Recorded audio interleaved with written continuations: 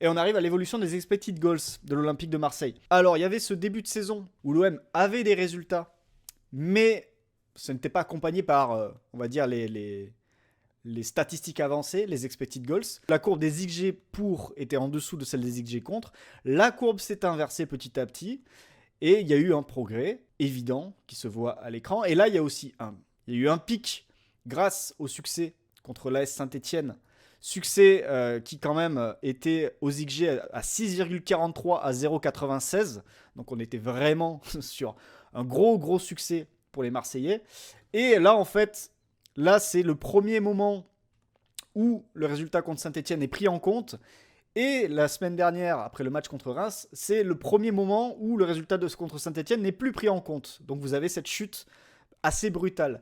Et en fait, ce qui rend la chose plus intéressante quand on voit ce graphique, c'est qu'on va considérer que le résultat contre Saint-Etienne est quelque chose un peu hors du temps, très différent du reste. Donc on va le supprimer et on va voir à quoi ressemble le tableau quand on supprime ce résultat-là. Et là, regardez à quoi ressemble le tableau. On se retrouve avec un tableau qui laisse entendre des soucis des deux côtés du terrain, avec une courbe sur le plan défensif qui remonte petit à petit, et une courbe sur le plan offensif qui descend, et une dynamique qui est inquiétante pour la suite. Et du coup, ça me permet de rebondir sur le tweet de Datascout il y a quelques heures, en disant que l'OM faisait mieux en 2025 qu'en 2024. Quand on regarde les moyennes glissantes XG pour et XG contre, on se dit que certes, à moyenne globale, si on prend les résultats bruts entre 2025 et 2024, Marseille est en progrès en expected goals pour et expected goals contre.